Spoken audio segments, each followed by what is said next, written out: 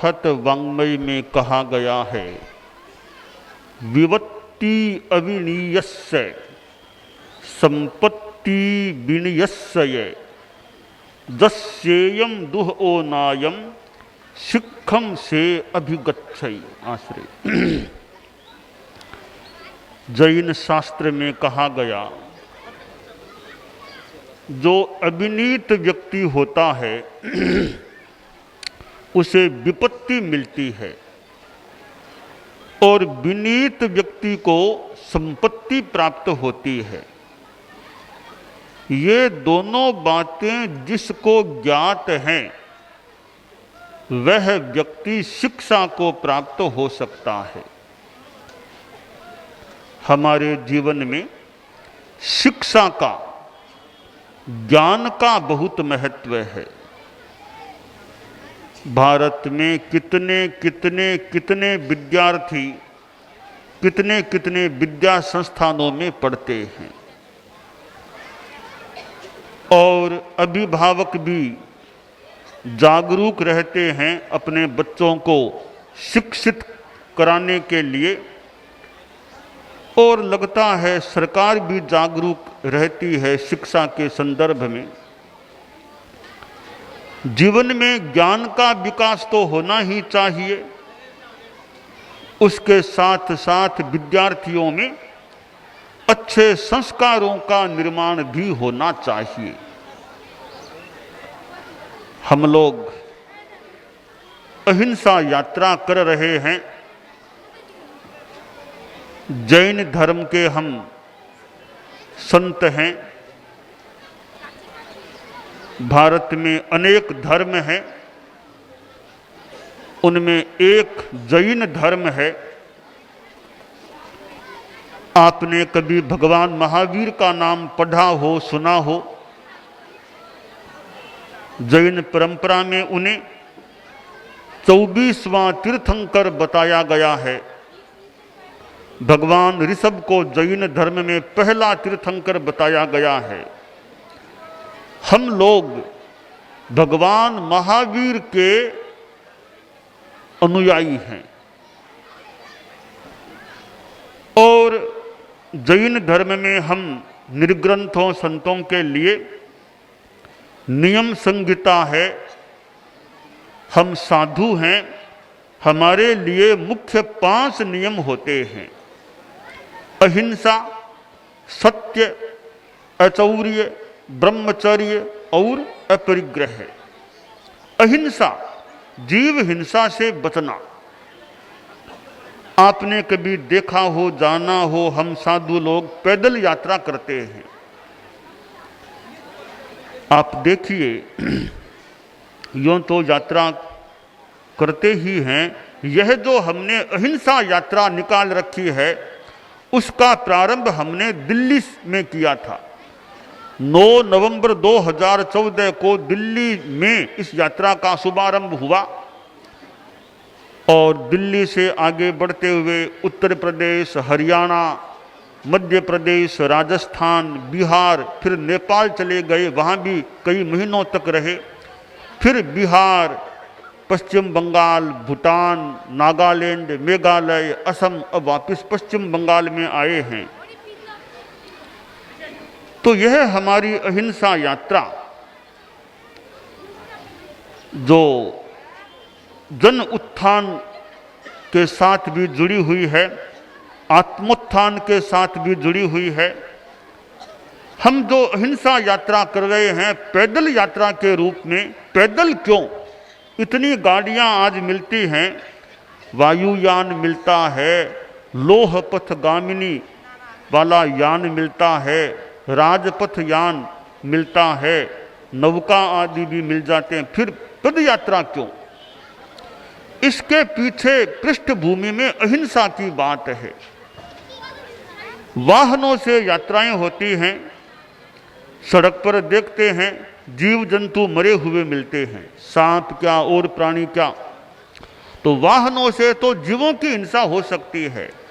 हम चूंकि अहिंसा प्रिय हैं, अहिंसा व्रती भी हैं, तो वाहनों में नहीं बैठते ताकि हमारे कारण से जीवों की हिंसा न हो जाए प्रत्यक्ष रूप में, और पैदल चलें तो देख देख कर चलें, कोई जीव जंतु पैर के नीचे न आ जाएं, यह प्रयास रखें।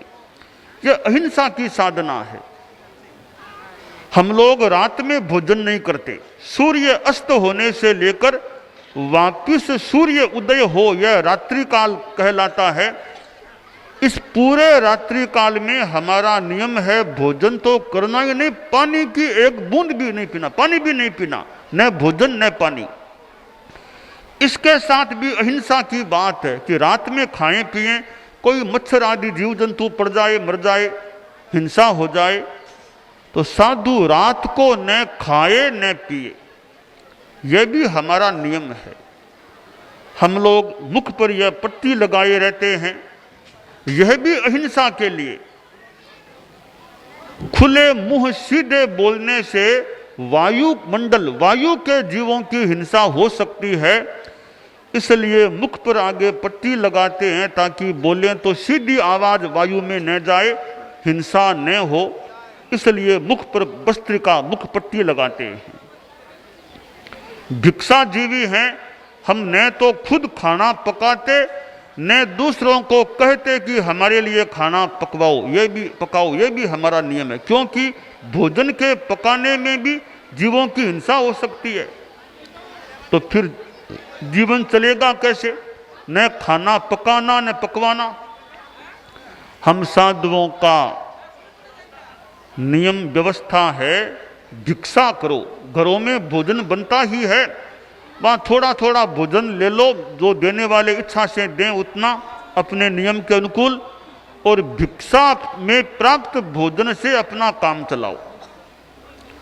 तो अहिंसा हमारा नियम, और साधु को सत्य का व्रत पालना, जिंदगी में झूठ नहीं बोलना, मृषावाद का परित्याग रखना, चोरी करना ही नहीं, छोटी सी चीज भी दूसरे की बिना पूछे चोरी के रूप में नहीं लेना, जिंदगी भर ब्रह्मचर्य की साधना दीक्षा लें तब से, और अपरिग्रह रुपया पैसा नहीं रखना। हम साधुओं का नियम है एक भी पैसा साधु के मालिकाना में नहीं, एक छोटी सी जमीन साधु के मालिकाना में नहीं, कोई मंदिर आश्रम मठ कुछ भी साधु के स्वामित्व में नहीं। यह हमारा अपरिग्रह का जीवन है। लोग हमारे पास कभी कभी रुपया लेकर आते हैं भेंट में देने के लिए, रुपये का हम क्या करें, रुपया लें भी कैसे? तो परिग्रह पैसे के हम त्यागी हैं। हम लोग अहिंसा यात्रा में 3 बातों का प्रचार कर रहे हैं: सद्भावना, नैतिकता, नशा मुक्ति। सद्भावना, विभिन्न जातियां भारत में हैं, विभिन्न धर्म संप्रदाय हैं, विभिन्न राजनीतिक दल भी हैं, इनसे जुड़े हुए लोग आपस में दंगा फसाद हिंसा मारकाट में न जाएं, सद्भावना मैत्री का व्यवहार करें। नैतिकता, जो भी काम करो उसमें जहां तक संभव हो सके ईमानदारी रखो, बेईमानी मत करो। और नशा मुक्ति, शराब बीड़ी सिगरेट खैनी गुटखा आदि नशा नहीं करना। ये 3 चीजें विद्यार्थियों के जीवन में संकल्प के रूप में रहें, सद्भावना, नैतिकता, नशा मुक्ति, तो विद्यार्थियों का जीवन अच्छा रह सकता है, बन सकता है। वो मास्टर साहब विद्यालय में बैठे थे, कोई आज जैसा कोई प्रोग्राम कार्यक्रम रहा होगा, विशाल संख्या थी विद्यार्थियों की। अध्यापक महोदय अपने विषय के भी ज्ञाता थे और साथ में कुछ अध्यात्म के ज्ञाता भी थे, धर्म कर्म आदि को भी जानते थे। तो प्रार्थना सभा हो रही थी। अध्यापक महोदय ने उस दिन स्वर्ग और नरक के बारे में भी बताया विद्यार्थियों को कि पाप करने वाला नरक में जाता है, धर्म करने वाला स्वर्ग में जाता है। स्वर्ग में सुख मिलता है, नरक में दुख मिलता है। फिर शिक्षक महोदय ने विद्यार्थियों से प्रश्न किया कि यह बताओ तुम में से स्वर्ग में कौन कौन जाना चाहता है? प्राय सब विद्यार्थियों ने हाथ ऊंचा कर दिया, यानी हम स्वर्ग में जाना चाहते हैं। एक छात्र था, उसने हाथ ऊंचा नहीं किया। अध्यापक महोदय बोला, प्यारे विद्यार्थी, तुमने हाथ ऊंचा नहीं किया, क्या तुम स्वर्ग में जाना नहीं चाहते? अब लड़का खड़ा हुआ, बोला, महोदय, मैं स्वर्ग में जाना नहीं चाहता, मैं भारत की धरती पर स्वर्ग लाना चाहता हूं। भारत की धरती पर स्वर्ग रहे, कोई दुखी न रहे, यहां पर कोई दुखी न रहे। काम कठिन है, बात कठिन है, फिर भी दुखों से कुछ बचाव भी हो जाए, सद्भावना, नैतिकता, नशा मुक्ति, 3 बातें जीवन में रहें तो दुखों से कुछ तो छुटकारा रह सकता है। 3 प्रतिज्ञाएं हम लोगों को बताते हैं, आज भी बताना चाहेंगे विद्यार्थी, शिक्षक जो भी उपस्थित हैं। पहला प्रतिज्ञा का वाक्य है, मैं सद्भाव पूर्ण व्यवहार करने का प्रयत्न करूंगा। दूसरी प्रतिज्ञा, मैं यथासंभव ईमानदारी का पालन करूंगा। तीसरी प्रतिज्ञा, मैं नशा मुक्त जीवन जीऊंगा। अगर विद्यार्थी शिक्षक मेरी भाषा को समझ रहे हों, हिंदी भाषा को, तो वे बताने का प्रयास करें ये 3 प्रतिज्ञाएं उनको कैसी लगी, अच्छी लगी या कैसी लगी, बता सकें तो बताएं, अगर मेरी बातों को समझा हो तो। अच्छी लगी है? मुझे नहीं पता इतने विद्यार्थी जो भी हैं, मेरी भाषा कहाँ तक उनके समझ में आ रही है, नहीं आ रही होगी, पता नहीं। अगर समझ में आ रही हो हमारी हिंदी भाषा, तो अध्यापक भी चाहें तो बताएं, ये 3 प्रतिज्ञाएं विद्यार्थी लेना चाहेंगे क्या? 3 प्रतिज्ञाएं विद्यार्थी स्वीकार करना चाहेंगे? हाँ अध्यापक महोदय, आप ऐसा है कि सभी विद्यार्थी कम से कम गुरुजी जो उच्चारण कराएं उसमें उच्चारण कर सकते हैं। आप बच्चों को जरा सा इतना सा बता दें कि आप लोग गुरुजी जो संकल्प दिला रहे हैं उसको दोहराना है।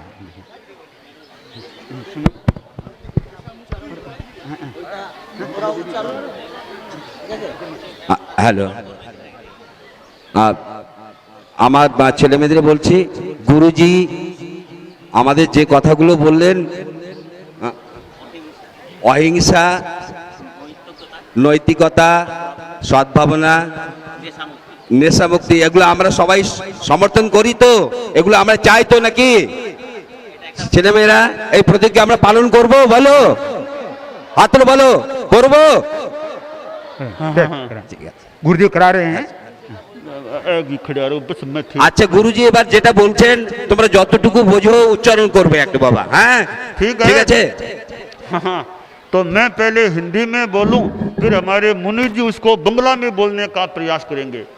देखिए, आप चाहें तो खड़े खड़े बोलें विद्यार्थी, चाहें तो बैठे बैठे, जैसे आपकी যদি আপনি চান তাহলে একটু অনুগ্রহ করে দাঁড়িয়ে দাঁড়িয়ে যে গুরুজি যে প্রতিজ্ঞা করাচ্ছেন সেটা নেওয়ার চেষ্টা করবেন। हाँ, पहली है, मैं सद्भाव पूर्ण व्यवहार करने का प्रयत्न करूंगा। আমি বলেন, আমি সদ্ভাবনা পূর্ণ ব্যবহার করার চেষ্টা করব। हाँ, এটা প্রথম নিয়ম। मैं यथासंभव ईमानदारी का पालन करूंगा। আমি যতটুকু পারবো সেই রকম সততা ईमानदारी पालन করব। अब এটা नशा দ্বিতীয় मुक्ति, नियम। नशा मुक्ति में छोटा सा संकल्प एक है, मैं जिंदगी में कभी शराब नहीं पीऊंगा।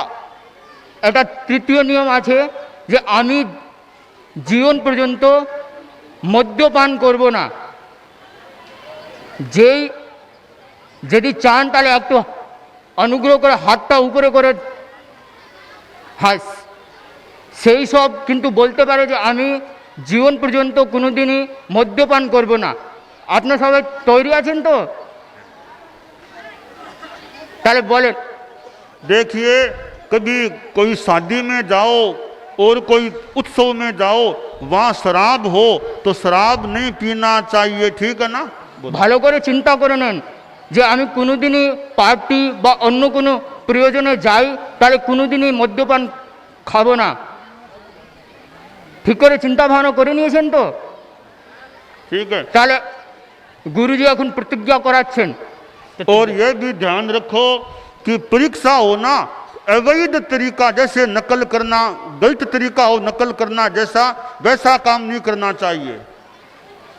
এখন একটা জিনিস আরও গুরুজি বলছেন যে আমরা সবাই কি বিদ্যার্থী আছি তো, তাহলে কোনোদিনই পরীক্ষার মধ্যে চিটিং করব না, কোনো রকমেরই চিটিং বা নকল করব না, ঠিক আছে? एक आपको छोटा सा गीत का कुछ अंश सुना रहे हैं, नैतिकता का गीत।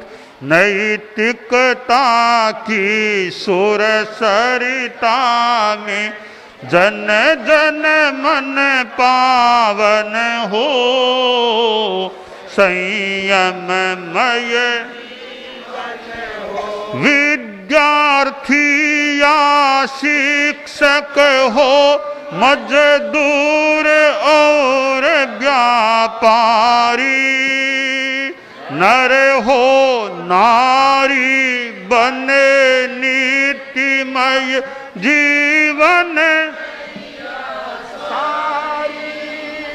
कथनी की समानता में गतिशील चरण हो, संयममय सुधरे व्यक्ति समाज, व्यक्ति से राष्ट्र स्वयं सुधर।